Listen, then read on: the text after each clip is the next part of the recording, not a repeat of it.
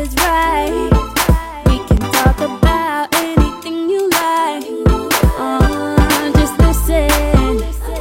Take a walk right over to my kitchen. What you wanna do? Come mix it up with the stew. So tell me what you wanna do. Come mix it up with the stew. Yeah, come mix it up with the stew. Is this a fully functioning robot? I feel like your robot battery is like depleting. No. This one got wet in Hurricane Matthew. I love it. That explains it. And that's just the kind of fun we have here on The Stew. Thank you so much for joining us. It's a brand new week, everybody. Yes. And of course, it's a marvelous Monday. We have so much to talk about. I'm Les. I'm Anika. And I'm Janae. And we are ready to get into it. Yes. Boy, hasn't it been an absolutely eventful week? It has. So let me touch base on some stuff we missed out on last week. Yeah. So the story came out that Renew Bahamas is forced to close its doors. Now, Renew Bahamas, they're located at the landfill. They're supposed to recycle the trash that comes in. And at this point, since Hurricane Matthew, conditions have been completely deplorable, if I can say so myself. So they've had shootings. A security guard was shot at in the at the landfill. There have been a series of thefts. So the generator was stolen, so there's absolutely no power. They've had equipment stolen, such as bulldozers. And the CEO himself, all four of his tires were slashed. So at this point, he's saying it's not safe to be at the landfill. There's no power. Communication's limited. It's a complete and utter disaster over there. And to make things worse, since Hurricane Matthew, 10 times the amount of trash has now gone to the landfill and is just pretty much sitting there, from my understanding. Yeah, this is really, really unfortunate. That it's scary, right? It is. So now what's going to happen with that trash? At some point, someone's going to say, you know what? Let's burn it. Let's burn it. Yeah. And then we end up back into the same mess that we've been in. And I mean, I can touch on the politics of it all because it's such a deeper story. But I mean, just on the surface level, we have to worry about the pollution that it's going to cause. It's an environmental catastrophe is what it is. It is. You know, we live on a small island. There are a lot of communities that are in the surrounding area. And whether you have respiratory issues or not, the bottom line is no one needs a burning dump. No. You know? Yeah. It's just not a good situation at all. I'm so disheartened to hear that a recycling company has to now jump ship, because that's the one thing we did need. Yeah. But ladies, I'm going to switch gears now. So we are all aware that this is the month of October. And boy, can I say October is known for quite a number of things. Breast Cancer Awareness Month. There's a lady in the United States, however, who has decided to bring awareness to breasts, really, in a different kind of way. She's had her second child recently, but suffered postpartum depression. She's an educator and an artist, and she decided to create something called a photo series, The Working Mother Suit. And what it is she captured herself, or had somebody capture images of her in a suit made out of breast milk bags, if you can imagine that. So she really just wanted to, highlight the stresses that women face in terms of being a working female. It pumps the breast while she's sitting at the desk? Or Well, there is one image actually where she is attached to the breast pump apparatus and is pumping milk into one of the bags, but the other bags are empty. So she's not walking around with, filled breast milk bags, but... Yeah. Anika, what are your thoughts, how honey? do you feel about... I'm going to say this at the risk of sounding very insensitive. I feel like some working moms can be extremists in their opinion, or the fact that, they want the freedom to breastfeed in public, or to say to the world, I am this strong working woman. Just be that, you know? And on the topic of breastfeeding, again, in public and the conversation around that, like... Again, if you need to breastfeed, can we do it in private? Like, I've had someone talk to me before, and she was breastfeeding while she's talking to me, and I'm just like, I don't want to see your boob. Well, here's the thing, I don't want to see you do it's this. not always the right opportunity to do it in private every time. I just feel if you have to do it, just do it in a way that your entire bosom isn't exposed. I don't want to see. Bosom, I love that word. I don't want to see yeah, it. And, that's and all. on the topic too about the whole working mom suit, I mean, women have gone through postpartum depression for years. Women have had to, because there was something in the story about her having to go back to work, like 4 weeks after. Okay, you are a working woman in the 21st century, and you know that this is what comes with it. And so I can't get down with the extreme of, photo series with a breast pumping suit. Hey, at least she's not I'm naked. just like over it. She's not naked, so let's move on. Sticking with October, it's another special month, Anika. Yep. Tell us all about it. Yeah, there's been quite a lot of focus on breast cancer awareness, but it's actually also Domestic Violence Awareness Month, which is, of course, a very important initiative. If you do know anyone that's involved in a relationship that is violent or abusive, or you yourself, you can contact the Bahamas Crisis Center at 328-0922. They do have, a guide of how to know if you are really in an abusive relationship. Yeah, there are signs. Yes, and there are signs, if you have to walk on eggshells when you're with your partner, if they use abusive language or speak down to you, amongst other things. So very, very important. And always remember, too, that you have choices and there are options and there is help out there. So, take full advantage. So sticking with that, I feel like whenever I watch the presidential debate, I'm in a domestic abusive relationship. And just recently, the last and final debate between Donald Trump and Senator Hillary Clinton happened. And he interjected at one point and said, "Such a nasty woman," which has become and that's why I say that. And I mean, all jokes aside, it was inappropriate. And it's caused a lot of uproar among women, quite naturally, because there's a lot of hashtags out, #NastyWoman. I saw he also made another comment about bad hombres when it came to I'm sorry, Mexicans. I did not mean to laugh. Yeah, no, that one did make me laugh. It did. Yeah, so my favorite quote right now is bad hombres for nasty women for bad hombres. Okay. So, I mean, but in all seriousness, you have to kind of look at it. He's calling Hillary Clinton a nasty woman. And mind you, she might not be the most trustworthy. You can say whatever you want about her, but you cannot discredit her for the work that she does. You cannot say that. You can't call someone nasty. I mean, can we just And right in the middle of a debate, that's the thing. But hey, it's Donald Trump. What else can we expect? But you know what, though?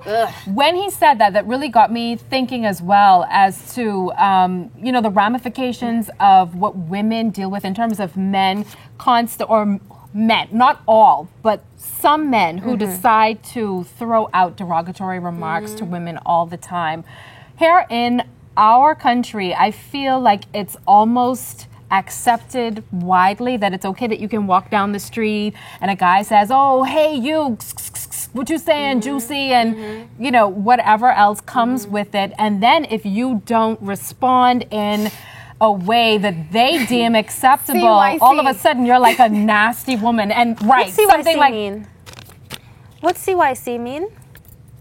I don't look it up. Oh, look it up. Okay. This is what I have to say to Janae right now. No one ever accompanies it with like the full meaning. Okay, I'll Google it. Check Bahamian Twitter for CYC. Yeah, exactly. But ladies, on a serious note, I have a question though. If a man was to, let's say you're walking down the street, you're sexy, you're looking good, you're feeling good, and a group of men or a man decides that he wants to call out to you, how do you feel? Like, are you one of the women who thinks that there's something wrong if you don't get catcalls, or do you accept it? Do you respond? Do you respond negatively? Listen, first of all, so I plan out in my head how I'm going to do the walk, because we know Bahamian men in particular, again, the Sikh, I mean, you could tear right up and they still would try to catcall. They're gonna try. There's a full-on routine for me, and it includes usually a watch or a phone, right? And the tactic is, as I walk by, I busily check the time on my thing, and I fiddle with my phone, and then I act like I'm on a phone call, and then I just strut on by really quickly to deal with it. So you don't respond at all? I don't. Okay. I don't. And you know, it's very unfortunate that we do live in a culture and in a world where men feel like they can do that, but it's something that we can't change. And so I try to find the best way to deal with it and try not to walk by a group of men at night. You know, things like that in all seriousness. Well, I think I kind of combine your method with just politely thanking them, or I'll just be like, thanking? Okay. You look into it. Then they start asking you for your number. You're real polite. I'll just be like, okay, thanks. And I just keep it going. Just keep on. Thanks.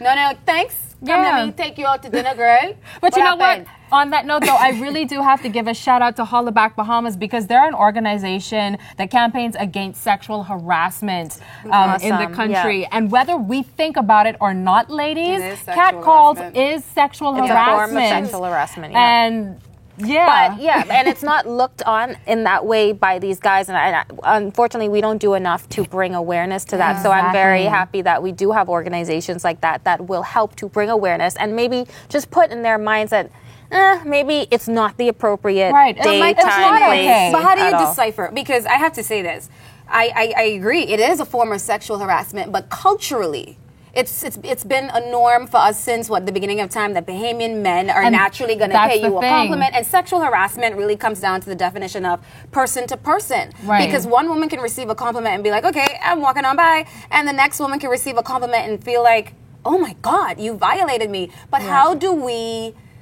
tackle this if it's a part of our culture and we say, oh, you know, that's not Bahamian man, go like, exactly. How do we end that conversation? That's not right. I definitely agree that more awareness needs to be brought to this, and so I didn't know about Hollaback Bahamas, so I will be checking them out, and I encourage everybody else to, because there is that gray line whether when do they cross that line and it does become sexual harassment, and everyone should know that. So after the break, we have a doctor in studio who's going to talk to us about mammograms for Breast Cancer Awareness Month in October. Don't miss it. We'll be back.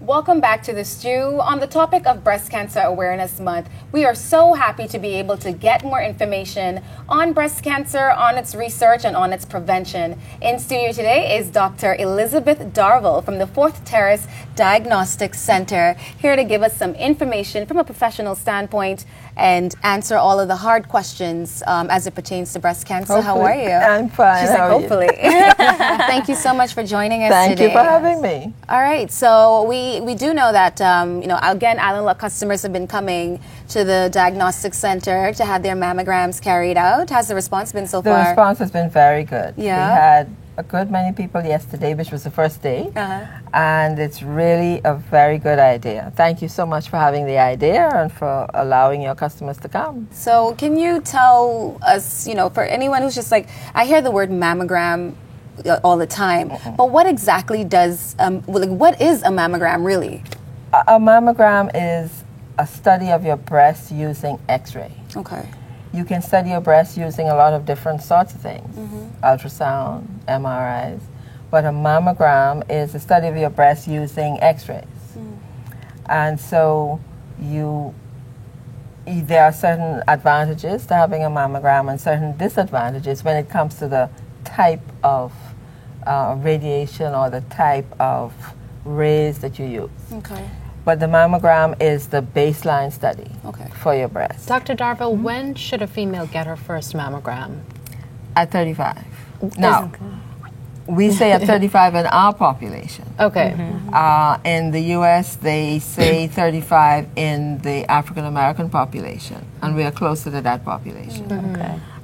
The Caucasian population, they say 40. Right. But 35 is a good age to start. And what is the reason for that? Because I know that it's, even if you are under that age, you're usually told, no, we start at 35. What is the particular reason for that? Because your breast tissue is still developing.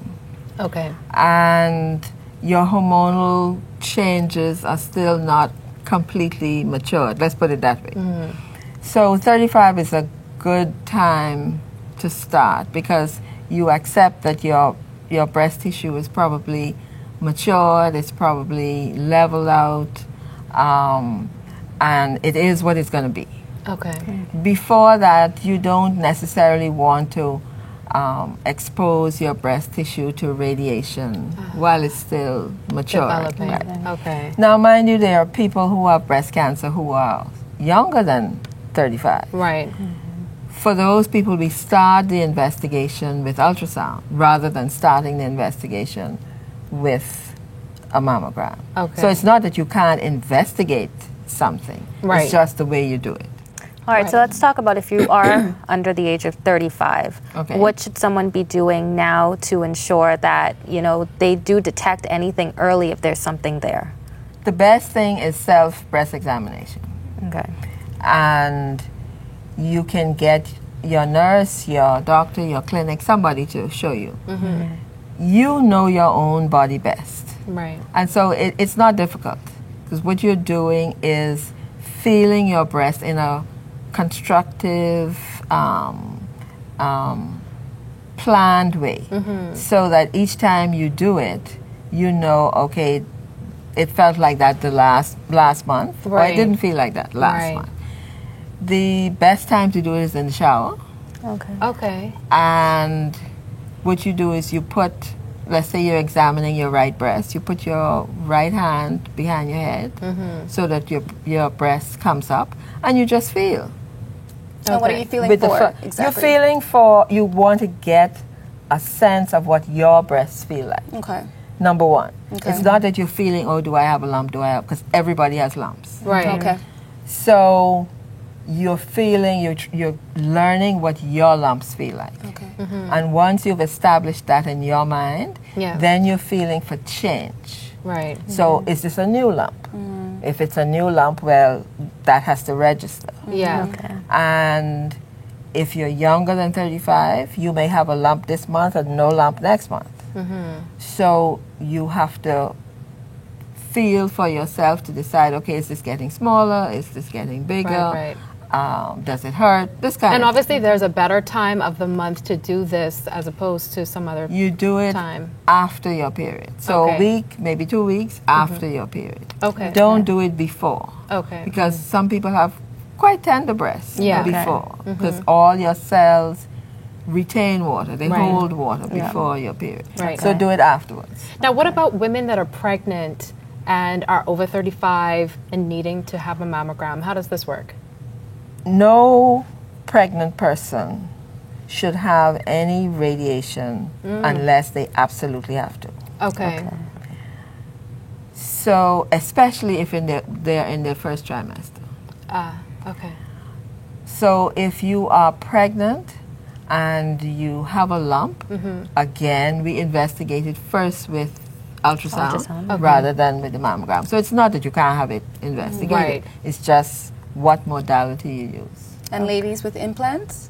Ladies with implants, it is important to examine your breasts. Okay. Depending on the implant, you can have a mammogram done, but you also have an ultrasound done. Okay. And ladies with implants, the space between the implant and your chest is a hidden space. Okay. And you need your ultrasound, and in many cases your ultrasound takes a little longer to do because that's a difficult space to find. Can we talk about very quickly the differences, because I know we have to wrap up soon, but can we just mention very quickly the differences between the actual mammogram and the ultrasound, because you've been mentioning either or in some instances? It's not either or, it's 1+. Okay. So what would be the methodology behind this? A mammogram is done using x-rays. An ultrasound is done using sound waves. Okay. So in one case there is radiation involved and in the other case there is not. Okay. The machines are different and the way you get the pictures are different. In ultrasound you don't have to compress the breast because you're using what's called a transducer, which is a little thing about 6 inches by 3 inches, and you run it over your breast. Okay. But one uses sound waves and one uses X-rays. Okay. So basically, that's the difference. All right. Well, Dr. Darville, we're so happy you came in studio to talk to us, give us a lot more insight into the mammogram process, when you should have it, and what you should do if you suspect anything happening. But what you should do if you don't suspect anything is happening is come and get checked. Okay. Yeah. Because the idea is to catch something before you know about it. Exactly. Right. Perfect. And in that case, you can cure it. Yeah. Exactly. And So absolutely, prevention is key. Prevention is the key. better That's than right. cure. Well, thank you, Dr. Darville, for being You're here with us welcome. so Thank very you. much. We truly appreciate all the insight that you've provided for us. And we'll be back with more Stu after this.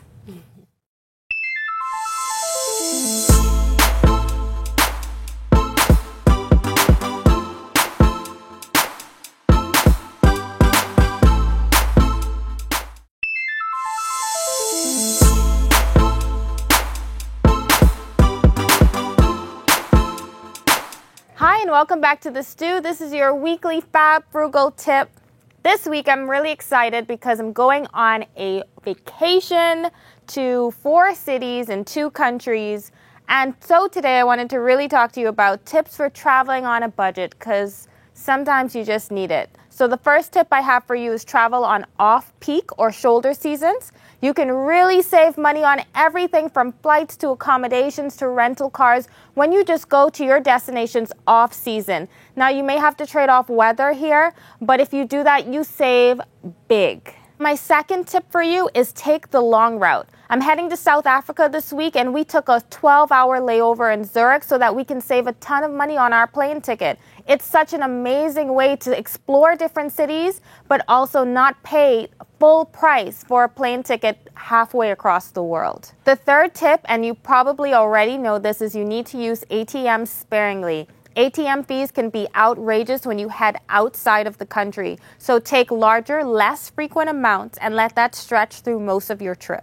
Lastly, you want to find your accommodations on comparison sites like Booking.com, which I tend to use because I love that you can secure the price but pay for the hotel when you actually arrive on your vacation. But if you really want to go on the cheap, you've got Couchsurfing.com and Airbnb, where you can book rooms for such an affordable price. On Airbnb, you do have to pay up front, but hey, it's so amazing that you can just do it right there and then and not have to worry about it when you actually arrive. This has been your Fab Frugal tip of the week. We hope that you travel on a budget when you go on vacation. You don't want to miss what's next. Stay tuned.